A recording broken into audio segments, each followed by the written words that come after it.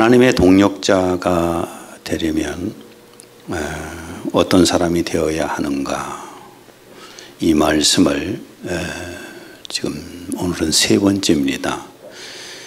첫째는 하나님의 사람들과 동역을 해야 된다는 말씀을 드렸습니다. 더불어 사는 그런 사회, 더불어 사는 교회, 이런 경우에 성과가 많이 나오지 혼자 성과는 굉장히 내기가 어렵습니다. 그 다음에 두 번째는 하나님의 동역자가 되려면은 하나님의 생각과 뜻을 알아야 되잖아요. 그래서 하나님의 생각과 뜻을 아시는 성령님과 교통하고 인도를 받아야, 그런 영적인 사람이 되어야 하나님과 동역을 할 수 있다는 그런 말씀을 드렸습니다. 그 다음에 오늘 세 번째는 하나님의 동역자가 되려면 어떤 사람이 되어야 되는가? 한마디로 믿음의 사람입니다. 믿음의 사람이 아니면은 하나님께서 동역자로 쓰실 수가 없는 겁니다.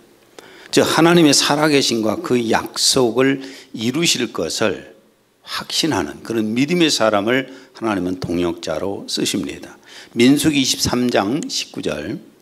하나님은 사람이 아니시니 거짓말을 하지 않으시고 인생이 아니시니 후회가 없으시도다. 어찌 그 말씀하신 바를 행하지 않으시며 하신 말씀을 실행하지 않으시랴. 여러분이 동업자를 찾는다면은 서로 뜻과 비전이 맞는 사람들 가운데 어떤 사람을 여러분 동업자로 선택을 하겠습니까? 저 같으면은 정말 제가 신뢰할 수 있는 사람을 동업자로 저는 찾을 겁니다. 서로 비전이 같고 서로 감정이 통한다고 그래서 사업의 파트너가 되기는 어렵습니다. 서로 약속을 믿고 신뢰할 수 있는 사람이 사업의 파트너가 되잖아요. 서로 비전이 맞고 감정이 잘 통하는 사람들이 사업에 동업을 했다가 나중에 왜 깨진 줄 아세요? 신뢰 문제거든요. 서로 신뢰 문제가 안 맞아서 깨지는 겁니다. 여러분은 이 세상의 약속을 온전히 믿고 신뢰합니까? 이 세상에서 주는 약속들, 이걸 여러분은 온전히 신뢰하고 믿습니까? 어느 쪽에서 들려오던 세상 소리든 간에요. 한번 들어보십시오. 공부를 열심히 해서 1등하면 성공한다. 약속대로 정말 공부를 잘해서 1등하면 세상에 성공할까요? 사회에 나가서 볼 때에 꼭 성공자로 볼 수가 없습니다. 세상에서 성공한 사람이 인생을 성공할까요? 이 약속대로 정말 세상에서 성공하면 그 인생이 성공한 사람이 될까요? 인생에 성공했다고 하는 사람들이 사람들한테 손가락질을 당하고 감옥에 앉아 있는데 그래도 성공한 겁니까? 돈을 많이 벌어서 부자가 되면 행복한다. 이 약속대로 정말 돈을 많이 벌어서 재산이 많은 부자가 행복할까요? 근데 저는 높은 사람들도, 권력 있는 사람들도 많이 만나보고 경제적으로 돈을 많이 가진 사람들도 많이 만나보지만은 그 사람들이 행복한 건 아니었고 그 사람들이 인생의 성공자는 아니었습니다. 높이 권력을 잡은 사람일수록 떨어질 확률이 굉장히 높고요. 돈이 많은 사람들이 훨씬 더 불행한 모습을 저는 수없이 봐왔습니다. 시편 39편 5절에서 6절. 주께서 내 날들을 손너비만큼 주셨으므로 내 연수가 주 앞에서는 없는 것 같사오니 진실로 가장 좋은 상태에 있는 모든 사람도 다 헛될 뿐이니이다. 진실로 사람마다 헛된 그림자같이 걸어다니며 진실로 그들이 헛되이 분주하니 재물을 쌓으나 누가 그것을 가질지 알지 못하나이다. 세상에서 하는 것들이 다 헛된 것들이고 그림자 같은 것이고 재물을 쌓아지만 그 재물을 누가 가져갈지 모른다. 여러분 왜 이런 거짓말을 이게 우리가 하나하나 조목조목 따져보면 거짓말이잖아요. 약속이 이루어지지 않잖아요. 1등 하면은 성공한다. 세상에서 성공하면 인생을 성공한다. 돈을 많이 벌면은 행복하다. 이게 과연 약속이 맞냐 그 말이에요.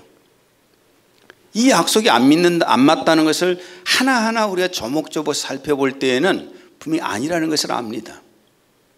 그런데 왜 이런 거짓말을 진리로 생각하고 인생을 낭비할까? 1등 하기 위해서 내 인생을 거기다가 올인하고 주연이 되기 위해서 내 인생을 올인하고 세상의 성공자가 되기 위해서 올인하고 부자가 되기 위해서 올인하고 그렇게 인생을 올인하며 살잖아요. 죽을 때에야 그것을 포기하죠.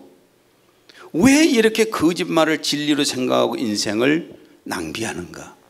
오늘 이런 영적인 원리를 좀 한번 살펴볼 필요가 있습니다. 왜 사람이 거짓을 진리로 생각하면서 인생을 거기다 다 바치고 있는가? 여러분, 예수 그리스도가 재림하시기 전까지는 이 세상의 임금이 누구예요? 사탄이에요. 이거 우리가 정립이 돼야 됩니다. 요한복음 12장 31절. 이 세상의 임금이 쫓겨나리라. 이 세상 임금이 누구라고요? 사탄이에요. 여러분, 세상이 왜 이 모양일까요? 갈수록 세상은 악해져 가고 갈수록 세상이 어려워져 가고 뒤죽박죽 돼가지요. 세상이 왜 이 모양인가? 소크라테스한테 물어봐도 몰라요. 정답이 어딘 줄 아십니까? 정답은 성경 안에 있어요. 이 세상이 왜 이 모양인가? 아무리 철학자한테 물어봐도 모른다니까요. 그 어디에 답이 있느냐? 성경 속에 답이 있어요. 이 세상의 배후에서, 사람들의 배후에서 누가 지배하고 다스리느냐? 고린도후서 4장 4절 공동 번역입니다. 그들이 믿지 않는 것은 이 세상의 악신이 그들의 마음을 어둡게 했기 때문입니다. 이 세상을 누가 다스린가요? 악신이 다스립니다. 마귀가 다스려요. 에베소서 2장 2절 공동 번역입니다. 여러분이 죄에 얽매여 있던 때에는 이 세상 풍조를 따라 살았고 허공을 다스리는 세력의 두목이 지시하는 대로 살았으며 오늘날 하나님을 거역하는 자들을 조종하는 악령의 지시대로 살았습니다. 사탄이란 놈은, 이 마귀란 놈은 자기의 부하들 이 악령들을 통해서 이 세상에다가 사상을 주고 종교들을 만들고 또 문화를 만들고 풍습을 만들고 또한 헛된 교훈과 지식들을 만들어서 세상의 추세를 만들어 갑니다. 시대의 흐름을 만들어 갑니다. 이게 사탄이 하는 거예요. 사상을 만들고 종교들을 만들고 문화를 만들고 풍습을 만들고 사람들 속에 자꾸만 헛된 교훈을 넣고 지식을 넣어서 세상 자체의 추세를 만들어가요. 흐름을, 대세를 만들어가는 겁니다. 이 사람들은 이 흐름에 따라 살아가는 거예요. 현대 추세가 이러니까, 시대의 흐름이 이러니까 이것을 의와 진리로 생각하면서 사람들은 살아갑니다. 근데 여러분, 바울 사도는 사탄의 종들도 복음을 변질시켜 가지고 세상의 흐름에다 맞춰요. 그것을 지적을 했는데 고린도후서 11장 13절에서 15절을 읽습니다. 그러한 자들은 거짓 사도들이요 기만하는 일꾼들이요 자신들을 그리스도의 사도들로 가장하는 자들이라. 이것은 놀랄 일이 아니니 이는 사탄도 자신을 빛의 천사로 가장하기 때문이라. 그러므로 사탄의 종들이 의의 종으로 가장한다 한더라도 그 큰일이 아니니라. 그들의 종말은 그들의 행위대로 될 것이니라. 사탄의 종들은 복음을 사상으로 변화시키고 타 여러 가지 종교들과 함께 혼합시키고 복음을 문화로 변화시키고 풍습으로 만들어내고 인간의 교훈으로 만들어내고 이렇게 해서 자꾸만 이 복음도 흐름에 따라서 변천시키는 거예요. 변질시키는 거예요. 이게 사탄의 종들이 하는 짓입니다. 근데 왜 이런 거짓말을 진리로 생각하고 사람들은 더 좋아하며 따르게 될까?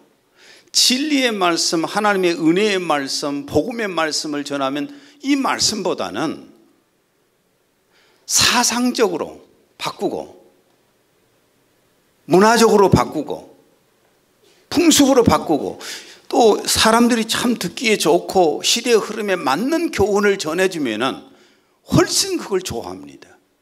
복음적인 것보다는. 왜 그러는가? 요한복음 8장 44절 너희는 너희 아비 마귀에서 나와서 너희 아비의 정욕을 행하고자 하는도다. 그가 거짓말을 할 때는 자신에게서 우러나와 한 것이니 이는 그가 거짓말쟁이요 또 거짓말의 아비이기 때문이라. 사람들 속에 마귀의 영성, 거짓의 영성이 있기 때문에 거짓이 오히려 달콤하고 좋아요. 사람은 마귀의 영성이 있어요. 그래서 마귀의 교훈과 마귀의 약속 이런 것들이 훨씬 더 달콤하게 들려옵니다. 데살로니가 후서 2장 11절 12절 하나님께서 그들에게 미혹의 역사를 보내시어 거짓 것을 믿게 하심은 진리를 믿지 않고 불의를 좋아하는 모든 자로 심판을 받게 하려 하심이라. 하나님께서 그들에게 미혹의 역사를 보내시어 거짓 것을 믿게 하신 것은 진리를 믿지 않고 불의를 좋아하는 모든 자로 심판을 받게 하려 하심이라. 속에가 불의가 있으니까 거짓이 있으니까 거짓을 좋아하는 것이고 불의를 좋아하는 것이라는 거예요. 그런 사람들을 추려내시는 거예요, 하나님께서. 그래서 아무리 하나님의 말씀을 전해줘도 세상에서 1등하면은 성공한다. 주연하면 성공한다. 오히려 이게 훨씬 더 매혹적입니다. 세상에서 출세하면은 그게 더 훨씬 인생의 성공자다. 이렇게 그것이 오히려 더 달콤하다고 말해요. 엄청난 부자가 되면은 더 인생을 성공하고 행복할 것이다. 아무리 복음을 전해줘도 이것이 백혀가지고 뇌리에 백혀서 안 벗겨져요. 그래서 사람들은 지금도 1등하기 위해서, 주연하기 위해서, 권력을 잡기 위해서, 엄청난 부자가 되기 위해서 주변을 짓밟아도 좋고 다른 사람을 죽여도 좋고 다른 사업체를 무너뜨려도 좋고 나만 크면 되잖아요. 우리 크리스찬들까지도 이런 모양으로 지금 살고 있잖아요. 우리 하나님의 자녀는 하나님의 말씀을 더 신뢰하고 믿어야 합니다. 에베소서 4장 22절에서 23절 공동 번역입니다. 옛 생활을 정산하고 정욕에 말려들어 썩어져가는 낡은 인간성을 벗어버리고 마음과 생각이 새롭게 되어 하나님의 형상대로 창조된 새 사람으로 갈아입어야 합니다. 이렇게 우리는 돼야 되겠죠. 사탄의 영성을 가지고 있고 사탄의 거짓 영성을 가지고 있기 때문에 세상의 달콤한 유혹의 소리가 훨씬 더 매력적으로 들려오지만은 우리는 영으로 하나님으로부터 하나님의 형상대로 새로 창조된 사람들이에요. 생명이 있는 사람들이에요. 그런 사람들은 하나님의 말씀을 더 믿고 신뢰해야지요. 그래야 하나님께서 당신의 동력자로 쓰시는 겁니다. 세상 것들, 세상 유혹, 세상 거짓 것, 세상 교훈 이런 것들의 매력을 느끼고 있는 사람을 어떻게 하나님께서 쓰시겠어요? 하나님의 말씀을 더욱더 신뢰하고 믿고 따르고 실천하는 사람을 하나님은 동역자로 쓰시는 거예요. 구약시대에 하나님의 동역자로 살았던 사람들을 우리가 한번 살펴볼 필요가 있습니다. 창세기 5장에 보면은 수많은 사람들 속에 에녹이라고 하는 사람을 특별히 소개하고 있지요. 창세기 5장 21절에서 24절 에녹은 65세에 무드셀라를 낳았고 무드셀라를 낳은 후 300년을 하나님과 동행하며 자녀들을 낳았으며 그는 365세를 살았더라. 에녹이 하나님과 동행하더니 하나님이 그를 데려가심으로 세상에 있지 아니하였더라. 에녹의 아들 무두셀라는 969세를 살았습니다. 그런데 에녹은 365살 단명했지요. 정말 짧은 생을 살았습니다. 그 당시로 보게 되면은. 그러는데 에녹이 무두셀라를 낳은 65세 때부터 300년 동안 하나님과 동행했습니다. 그러나 무두셀라는 969살을 살았지만은 하나님과 동행했다는 기록이 전혀 없습니다. 그래서 에녹이라는 사람은 인생의 성공자입니다. 그러나 무두셀라는 성공자라고 볼 수는 없을 것입니다. 하나님과 동행했다는 말이 무슨 말인가? 24절을 현대인 성경으로 읽습니다. 그가 하나님과 깊은 교제를 나누며 사는 중에 24절을 또 현대어로 읽습니다. 일생 동안 하나님의 뜻을 따라 그분과 함께 살다가 하나님과 동행했다는 것은 하나님을 믿고 신뢰하여 하나님의 뜻을 행하면서 하나님과 동행하면서 하나님의 일을 동행했다는 말입니다. 대홍수 심판에서 구원받은 노아는 하나님의 동역자였습니다. 하나님께서 대홍수 심판을 하실 때에 인류를 다시 전체를 심판하고 인류를 다시 시작하게 하고 또한 동물들을 다시 시작하는데 누구를 쓰셨어요? 노아를 쓰셨습니다. 노아를 동역자로 쓰신 겁니다. 창세기 6장 14절. 너는 고페르 나무로 너를 위하여 방주를 만들되 그 안에 칸대를 막고 역청을 그 안팎에 칠하라. 노아에게 방주를 만들라고 했습니다. 그리고 다 만든 다음에 창세기 6장 18, 19절. 너는 내 아들들과 내 아내와 내 며느리들과 함께 그 방주로 들어가고 혈육 있는 모든 생물을 너는 각기 암수 한 쌍씩 방주로 이끌어들여 너와 함께 생명을 보존하게 하되. 인류와 동물들의 다시 번성하게 만드는 데 동역자로 쓴 사람이 바로 노아라는 거예요. 이게 하나님께서 왜 무엇 때문에 노아를 하나님의 동역자로 쓰였을까? 그 수많은 사람들 가운데 왜 노아를 쓰였을까? 히브리서 11장 7절. 믿음으로 노아는 아직 보이지 않는 일에 경고하심을 받아 경외함으로 방주를 준비하여 그 집을 구원하였으니. 왜 노아를 쓰셨는가요? 믿음 때문이에요. 노아가 하나님의 말씀을 믿고 신뢰했고 그 말씀들을 실천한 사람이었기 때문에 하나님께서 노아를 동역자로 쓰신 겁니다. 지식이 많아서가 아니잖아요. 돈이 많아서가 아니라 출세했던 사람이어서가 아니라 하나님을 믿고 신뢰하는 또 그 말씀을 믿고 신뢰하고 실천하는 사람이었기 때문에 하나님이 쓰신 겁니다. 하나님께서 이스라엘 민족을 가나안 땅에 정착시키는 데 누구를 쓰셨냐? 아브라함을 쓰셨어요. 아브라함을 동역자로 쓰셨어요. 창세기 12장 1절. 여호와께서 아브라함에게 이르시되 너는 너의 고향과 친척과 아버지의 집을 떠나 내가 내게 보여줄 땅으로 가라. 이렇게 이스라엘 민족을 가나안 땅에 정착시키는 데에 그 시조인 아브라함을 먼저 보내십니다. 하나님께서 왜 아브라함을 그러면 동역자로 쓰셨을까? 창세기 12장 4절. 이에 아브라함이 여호와의 말씀을 따라갔고. 말씀을 따라갔습니다. 히브리서 11장 8절.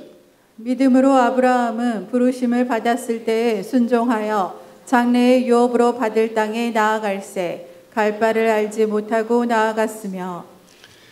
지금처럼 무슨 나침판이 있는 것도 아니고 지도가 있는 것도 아니고 내비가 있는 것도 아닌 시대에 하나님께서 어디라고 지목해서 말씀도 안 하시고 내가 너에게 지시할 곳으로 가라. 그게 어딘지를 모른다고 말이에요. 그런데 하나님의 말씀을 따라서 나갑니다. 왜요? 하나님을 믿기 때문에. 하나님의 약속을 믿기 때문에. 그것 때문에 하나님께서 아브라함을 동역자로 쓰신 겁니다. 아브라함이 훌륭한 사람이 아니고 노아가 훌륭한 사람이어서 쓰신 게 아니라 하나님을 믿는 믿음 때문에 쓰셨다는 거예요. 이집트에서 종살이하는 이스라엘 백성들을 또 구원해서 끄집어내는데, 구원해내는데 누구를 쓰셨어요? 모세를 동역자로 쓰신 겁니다. 출애굽기 3장 10절. 이제 내가 너를 바로에게 보내어 너에게 내 백성 이스라엘 자손을 애굽에서 인도하여 내게 하리라. 예.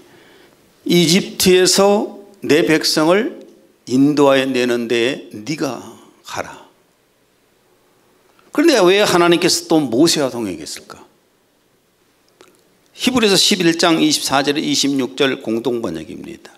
모세는 어른이 되었을 때 믿음으로 파라오의 딸의 아들이라 불리는 것을 거부하고 죄의 일시적인 쾌락을 즐기기보다는 오히려 하나님의 백성과 함께 학대받는 길을 택했습니다. 모세는 메시아를 위해서 당하는 지옥을 에집트의 재물보다 더 값진 것으로 여겼습니다. 그는 앞으로 받을 상을 바라보고 있었던 것입니다. 모세를 쓰신 것은 믿음 때문이에요. 하나님을 믿었고 하나님의 말씀을 신뢰했고 하나님의 약속을 지킨다는 사실을 믿었기 때문에 그 말씀에 실천해서 간 겁니다. 그래서 지팡이 하나 들고 호롤단신으로 이집트 바로 왕에게 간 거예요. 이스라엘 민족을 구원하러. 하나님이 계시기 때문에.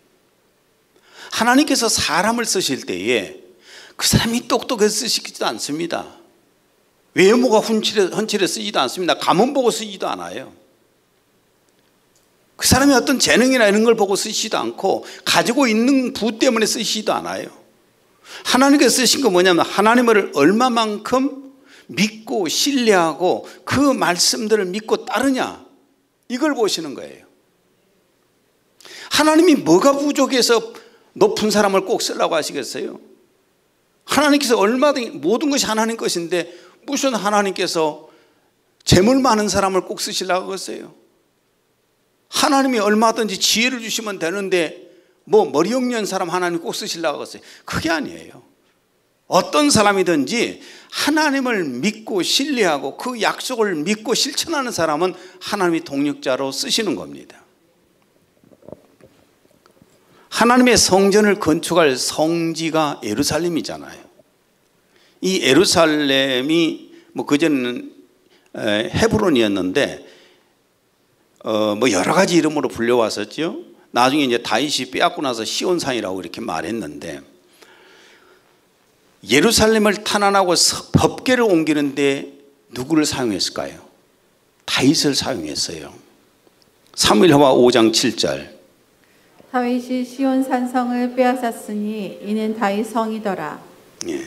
사무엘하 6장 17절. 여호와의 궤를 메고 들어가서 다윗이 그것을 위하여 친 장막 가운데 그 준비한 자리에 그것을 두매 다윗이 번제와 화목제를 여호와 앞에 드리니라.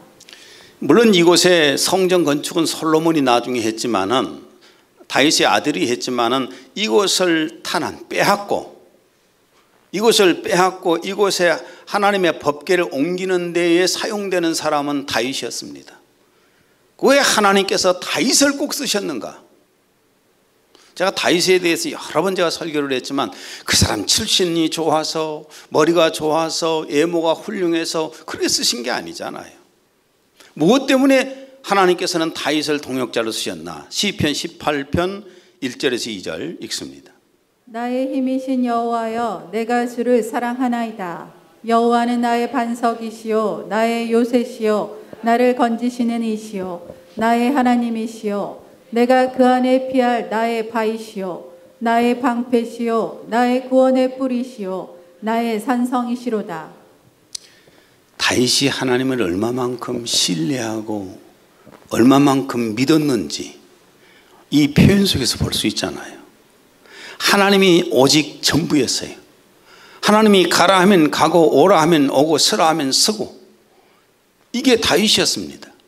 그래서 하나님께서는 다윗을 쓰신 거예요. 하나님께서 다윗을 만났을 때 너는 꼭 내 마음에 든 자다. 무엇이 마음에 든다는 겁니까? 외모? 가지고 있는 재물? 다윗이 가지고 있는 무슨 지혜? 하나님께서는 얼마든지 주실 수 있다니까요.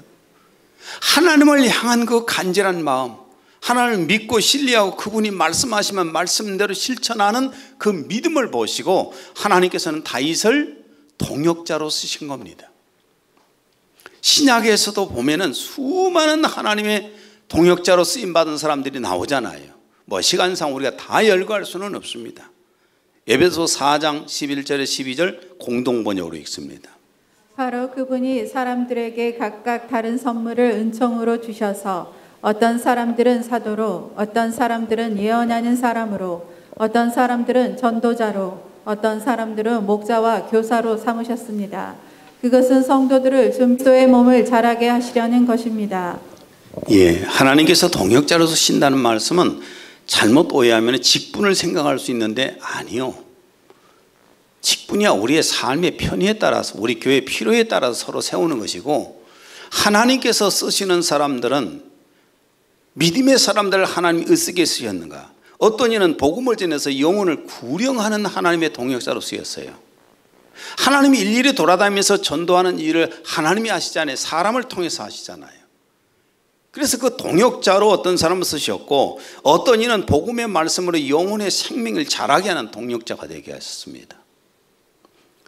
6절을 읽습니다. 나는 심었고 아볼로는 물을 주었으되.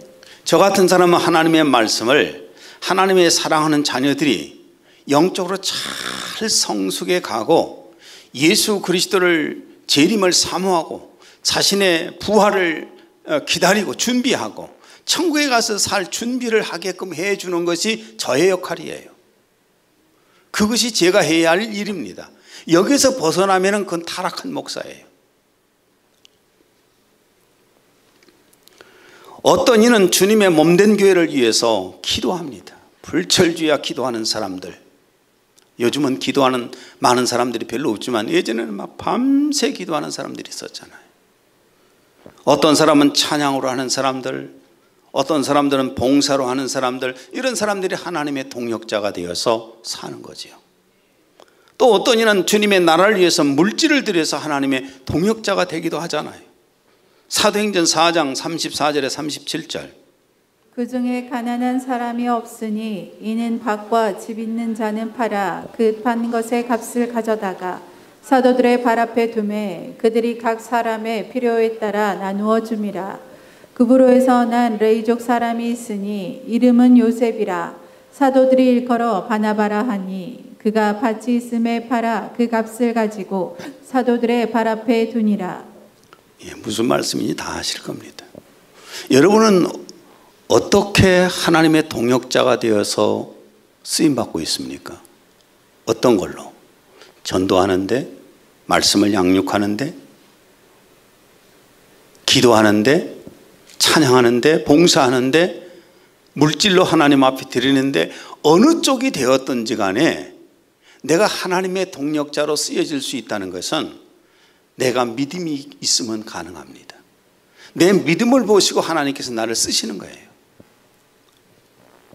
여러분, 우리가 성공한 인생이 되려면 하나님의 창조의 목적대로 쓰여져야 된다는 말씀을 이 앞전에도 말씀을 드렸습니다. 이 마스크가 만든 목적대로 쓰여져야 돼요. 그잖아요? 이 마스크는 만든 목적대로 쓰여져야지요. 코 닦는데, 코 푸는데 쓰는 것이 아니에요. 그러지 않습니까? 이게 버려지면 쓰레기예요. 목적대로 쓰여질 때 이 마스크는 성공한 겁니다. 자동차가 목적대로 쓰여질 때 성공을 하는 것이고, 비행기도 목적대로 쓰여질 때에 성공하는 거예요. 사람도 하나님이 만드신 목적이 있지 않겠어요? 내 생각대로가 아니라, 세상이 평가하는 대로가 아니라 하나님이 나를 왜 만드셨는가, 이것을 알아야 되잖아요. 정체성을 알아야 되잖아요. 자신의 정체성도 모르고 그냥 세상이 요구하는 대로, 사람들이 말하는 대로 아무거나 내 생각대로 막 살아간다면 그건 실패한 인생이지요. 하나님이 나를 만드신 목적이 뭔가? 이사야 43장 7절 현대어로 읽습니다. 그들은 모두 내 이름을 품고 다니는 백성이다. 나의 영광을 위하여 내가 그들을 창조하고 직접 손으로 빚어서 만들어 놓았다. 하나님의 자녀들을 하나님께서 왜 만드셨어요? 하나님의 영광을 위해서 쓰시려고. 이게 인간을 만드신 목적이에요. 그래서 하나님의 자녀들은 여러분 마음에 누구를 품고 다녀요? 예수님 이름을 품고 다니잖아요. 그렇잖아요? 내 안에 지금 예수님 이름을 가지고 다녀요. 나는 어디 가나 예수님의 모습을 드러내야 될 사람이에요. 안 그럴까요? 여러분, 제가 목사로서 예수님 이름을 품고 다닙니다. 예수님 이름을 품고 다니는데 어디 가서 욕만 그냥 엄청나게 먹는다 해봐요. 그놈은 목사 아주 못된 놈 목사, 지저분한 목사, 욕심만 많은 목사, 형편없는 목사. 이게 하나님의 얼굴에 아주 먹칠을 하고 다니잖아요. 근데 제가 만약에 어디 가서 사람들에게 굉장히 야 정말 목사라 다르다, 저 사람의 삶은 다르다, 인격이 다르다, 신앙의 모습이 다르다, 막 이렇게 나온다면 하나님께 영광을 돌리는 거잖아요. 목사만 그럴까요? 여러분도 똑같잖아요. 여러분에 가서 어디 가서 하나님의 이름을 품고 다니는 사람들이, 내 안에 예수님 이름을 품고 다니는 사람들이 어디 가고 하나님께 영광을 돌리지 못하고 요거도 먹는 일을 하면 안 되잖아요. 여러분은 하나님의 영광을 위해서 동역자들이 되고 있습니까? 별로 대답들을 안 하시네. 자, 말씀의 결론을 맺어봅니다. 하나님의 동역자가 되려면 어떤 사람이 되어야 되는가? 첫 번째 전했던 말씀이 하나님의 사람과 동역을 해야 됩니다. 사랑과 동역을 해야 되는 거예요. 1등 주연이 되려고 한다면 사람들을 경쟁 상대, 곧 적으로 봅니다. 적으로 보기 때문에 저 사람이 조금만 딛고 올라오면 밟아버려야죠. 뭉개버려야죠. 그래야 내가 올라가니까. 적으로 생각하는데 어떻게 우리가 하나님의 동역자가 되겠습니까? 난 탤런트 신위에 가면 꼭 이 분야를 한번 더 깊게 좀 다루려고 그러는데 탤런트 신위에 지금 상당히 혼란스럽습니다. 지금 계속적으로 오락합니다. 여러분 기도하셔야 돼요. 가지 말라고. 계속 오락합니다 지금. 저도 마음이 굉장히 힘듭니다. 그쪽에 분들이 너무나 그 모습이. 왜 그분들이 자꾸 우울해진 줄 아십니까? 주연이 되려고 하니까 그래요. 주연이 되려고 하니까. 그래서 상대방이 다 적이에요. 경쟁 상대예요. 우울해지는 거예요. 자꾸 그래서 사람들이 자살을 해 죽고 이런 결과를 가져오는 것 아닙니까? 우리가 하나님의 동역자가 되려면 다른 사람들을 파트너로 생각해야 돼요. 파트너로 생각해 같은 경쟁 상대가 아니라 함께 어깨를 부둥켜 안고 서로 같이 나아가는 사람, 어떤 일을 하기 위해서. 그게 파트너예요. 여러분, 다른 사람과 동역을 하려면 다른 사람들이 나하고 틀린 사람이 아니에요. 나하고 틀린 사람이 아니라 무슨 사람이다? 다른 사람이에요. 나하고 다른 사람이 아니라 틀린 사람이에요. 이건 유리그릇이죠? 그렇죠? 맞은가요? 이거는 사기그릇이죠? 어떤 것이 틀린가요? 이 둘 중에 틀린 것이 어떤 것이 틀린가요? 사기그릇이 틀렸는가요? 유리그릇이 틀렸는가요? 이건 서로 다른 거지요. 이건 다르면 다른 대로 쓰여지는 것이고 이거는 다르면 다른 대로 쓰여지는 것이지요. 그렇잖아요? 받침이 있으니까 쓰여지는 거예요. 사람이 똑같이 그래야 동역을 되는 겁니다. 다른 사람과 동역하려면 나하고 다른 것을 인정을 해야 돼요. 저 사람의 관점이 다를 수 있고 저 사람의 재능이 다르고 저 사람의 능력이 다르고 은사가 다르고 이런 것들을 인정할 때 그 사람을 내가 수용할 수 있는 것이고, 다른 사람의 관점과 내가 생각하지 못한 걸 생각하잖아요. 내게 없는 그 재능을 가지고 있잖아요. 내게 없는 은사를 가지고 있잖아요. 이런 사람들을 내가 수용할 때에 함께 어울려서 동역을 해 나갈 수가 있는 것입니다. 틀리다고 하면은 늘 전쟁밖에 없어요. 싸울 수밖에 없는 겁니다.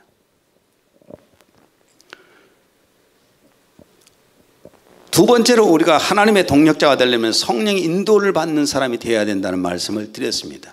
육적인 크리스찬들은 하나님의 생각을 몰라요. 하나님의 뜻을 몰라요. 그러니까 자기 생각, 자기 뜻대로만 움직입니다. 세상적인 지식 가지고 와갖고 이 지식에 의해서, 이 교리에 의해서 이런 사람들이 어떻게 하나님의 동력자가 될 수 있겠어요? 그래서 성령님과의 교통을 하고 성령의 인도를 받는 사람이 하나님의 생각을 알고 하나님의 뜻을 압니다.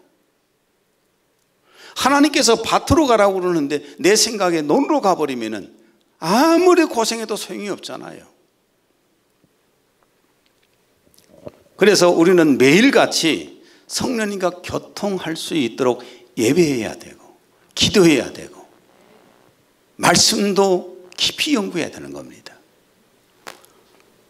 오늘 여러분에게 전한 말씀은 하나님의 살아계신가 그 약속을 이루심을 믿는 사람을 하나님께서 동역자로 쓴다는 말씀을 드렸습니다. 히브리서 11장 6절. 믿음이 없이는 하나님을 기쁘시게 할 수 없나니 하나님께 나아가는 자는 그분이 존재하시는 것과 그분이 자기를 열심히 찾는 자들에게 보상하시는 분이심을 마땅히 믿어야 하느니라. 지금 하나님께서 이 자리에 계실까요, 안 계실까요? 이론적으로 말고 진짜 지금 여기 와 계실까요? 예수님 여기 와 계실까요? 보혜사 성님 여기 계셔요? 그분이 여기 안 오셨으면 예배가 아니에요. 하나님 여기 이 자리에 안 와 계시는데 우리가 뭐 하는데 시간 빼가지고 예배를 드립니까? 하나님은 반드시 이 자리에 와 계십니다. 우리가 정상적인 교회라면은 예수님이 우리의 머리셔요. 우리의 주인이셔요. 우리의 왕이셔요. 우리의 하나님이셔요. 그럼 이 자리에 와 계시죠. 그분이 한 사람 한 사람 다 축복해 주시고 성령의 기름 부음을 해 주시고 그래서 우리의 예배가 아버지 앞에 올려질 수 있도록 주님 이 자리에서 함께 하시는 거예요. 이래야 교회가 되고 예배가 되는 거죠. 이걸 믿는 사람의 예배를 하나님 받으시지 않겠어요? 하나님의 살아계심 이 자리에 계신 것을 믿어야 돼요. 그리고 내가 하고 수고한 것만큼 하나님은 내게 보상하신다는 사실을 또한 믿어야 됩니다. 그래 하나님 앞에 와서 하는 것, 교회 앞에서 하는 것이 헛것으로 느껴지지 않아요. 정말 수고한 만큼 하나님이 주십니다. 반드시 하나님께서는 동역자로 쓰신 만큼 보상도 해 주신다는 사실이에요. 8절을 읽습니다. 심는 이와 물 주는 이는 한 가지이나 각각 자기가 일한 대로 자기의 상을 받으리라. 예. 심는 이나 복음을 전하는 이나 물 주는 말씀을 양육하는 이나 이는 다 한 가지나 각각 자기가 일한 대로 자기의 상을 받으리라. 계시록 22장 12절. 보라 내가 속히 오리니 내가 줄 상이 내게 있어 각 사람에게 그가 행한 대로 갚아주리라. 내가 한 대로 주님은 내게 갚아주신다는 사실을 믿어야 됩니다. 그걸 믿는 사람을 하나님은 쓰셔요. 이런 사람을 하나님께서는 쓰시는 겁니다. 일을 크게 했냐 적게 했냐가 아니라 청소 한 번 하는 것도 하나님께서 시켜서 하실 수 있잖아요. 한 번만 쓰임 받아도 스데반 복음을 전하다가 젊은 나이에 죽었고 야고보 사도도 복음을 전하다가 젊은 나이에 죽었고 에녹도 반토막도 안 된 인생을 살다 죽었지만은 가장 성공적인 인생은 하나님이 시키신 대로 하나님 목적대로 쓰임 받고 가는 거예요. 그리고 내가 얼마나 수고했냐에 따라서 하나님이 상 주심을 믿어야 됩니다.